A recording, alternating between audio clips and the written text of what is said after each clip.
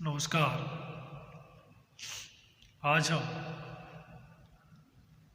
BEd प्रथम वर्ष third paper learning and teaching अधिगम और शिक्षण के अंतर्गत शिक्षा के माध्यम या साधन मोड्स ऑफ एजुकेशन का अध्ययन करेंगे। सबसे पहले जानते हैं कि माध्यम क्या है। What is a mode?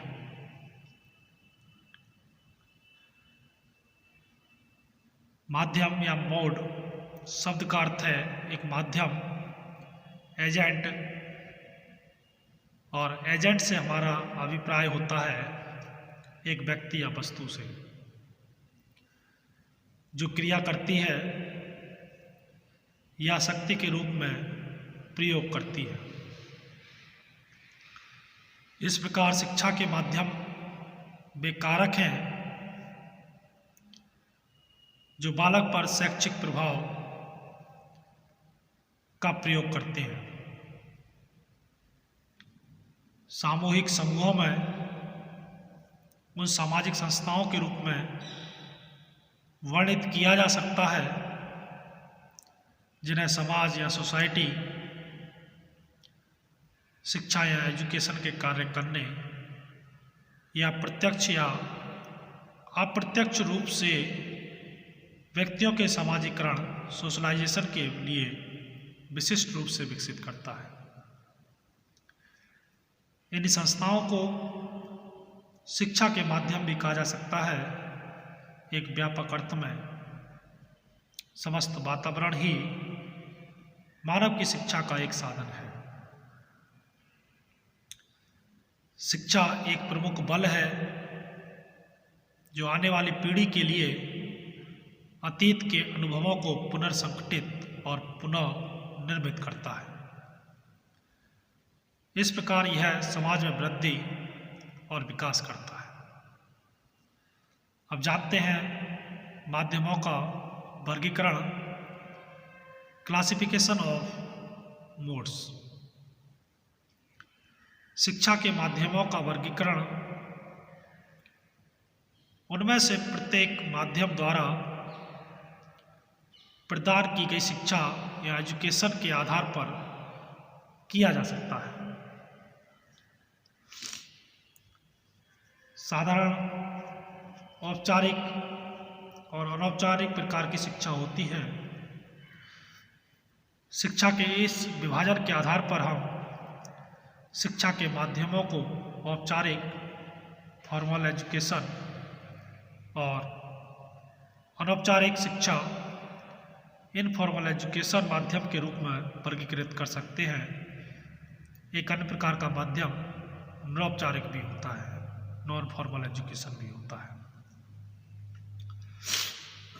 अर्थात शिक्षा देने और ग्रहण करने की विधियां और स्रोतों के आधार पर हम इसे 3 भागों में बांट सकते हैं।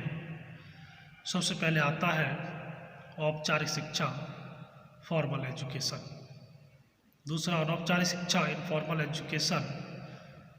और तीसरा आता है अनौपचारिक शिक्षा या नॉन फॉर्मल एजुकेशन। सबसे पहले जानते हैं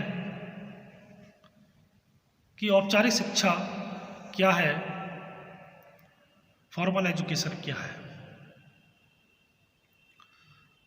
औपचारिक शिक्षा औपचारिक विधियों द्वारा दी जाने वाली शिक्षा से है।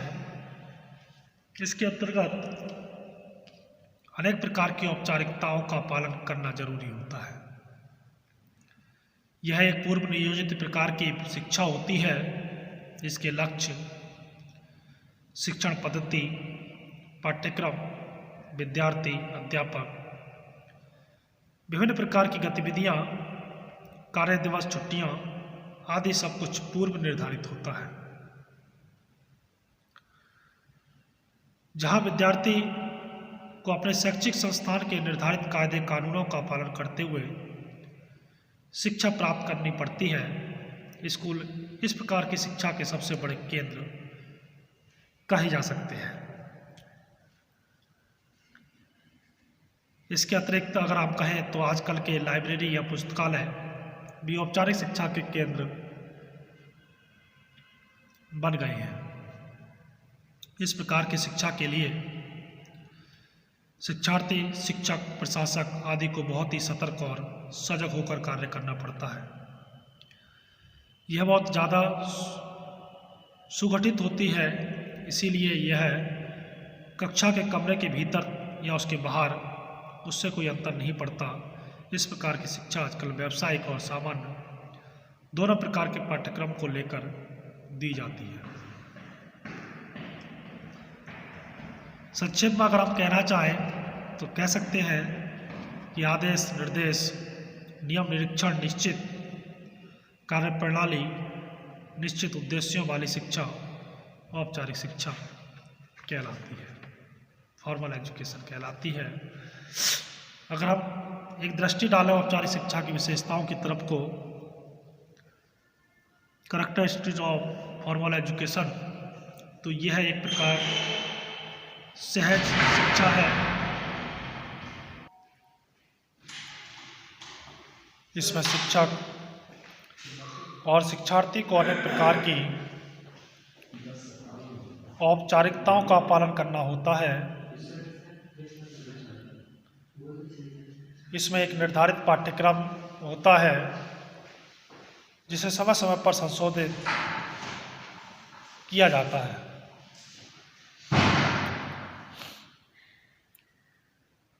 इसमें शिक्षक और शिक्षार्थी दोनों के सामने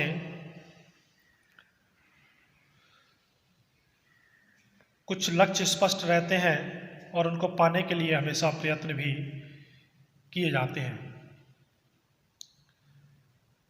यह एक सुगठित प्रकार की शिक्षा है जिसमें यथासंभव सार्वजनिक प्रदर्शन और प्रभावित करने की भावना कार्य करती है और अधिकाधिक विद्यार्थी संस्था की ओर आकर्षित हो सके।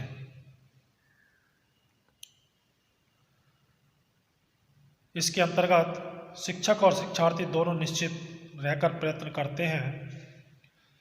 इस प्रकार की शिक्षा में आदि और अंत की स्पष्ट स्थितियां होती हैं। निर्धारित पाठ्यक्रम को प्रायः निश्चित समयावधि में ही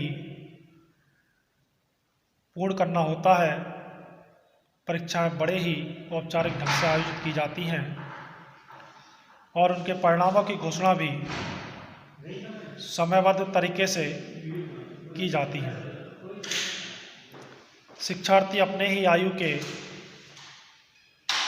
दूसरे बालकों के साथ उठता बैठता है जिसमें उसमें मैत्री और भाईचारे की भावना का विकास होता है।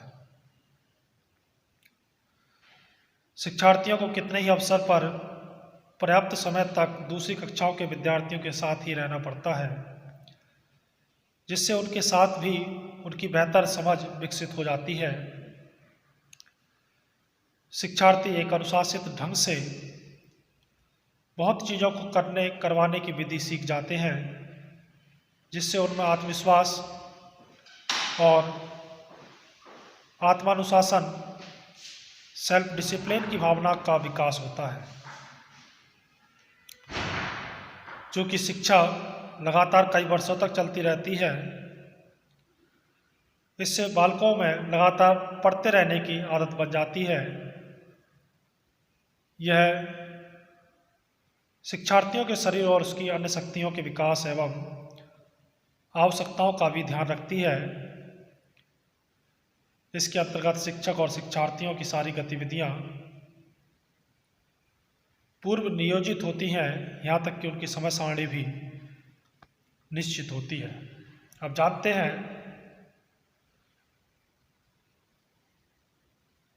औपचारिक शिक्षा की सीमाएं या लिमिटेशंस।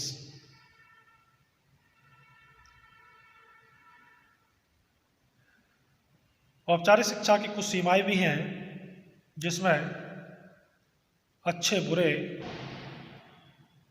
प्रतिभाशाली या गिफ्टेड और धीमे सीखने वाले स्लो लर्नर्स, सभी प्रकार के विद्यार्थी एक ही समय एक ही कक्षा और एक ही शिक्षक से पढ़ते हैं। इससे तेज बच्चों की बुद्धि का विकास उनकी शक्तियों के अनुसार नहीं हो पाता। सभी प्रकार के शिक्षार्थियों को समान पाठ्यक्रम पूरा करने के लिए एक जैसा समय दिया जाता है, फिर एक जैसी परीक्षा के द्वारा ही उनकी सफलता को आंका जाता है। जबकि कुछ एक बच्चे अपना पाठ्यक्रम या करिकुलम जल्दी पूरा करके अगली कक्षा में पढ़ने की क्षमता रखते हैं। इसलिए इस प्रकार की शिक्षा ऐसे बच्चों की प्रगति में बाधक है। इस प्रकार की शिक्षा के अंतर्गत विद्यार्थी के मन पर पढ़ाई सदा एक बोझ बनी रहती है। यह पढ़ने पढ़ाने का एक अप्राकृतिक ढंग है, जिसके अंतर्गत शिक्षार्थी को उनके शिक्षक सदा कृत्रिम स्थितियों में ही रखकर पढ़ाते हैं। तो ये था शिक्षा के माध्यमों में औपचारिक शिक्षा या फॉर्मल एजुकेशन, उसकी विशेषताएं और सीमाएं, लिमिटेशंस। धन्यवाद।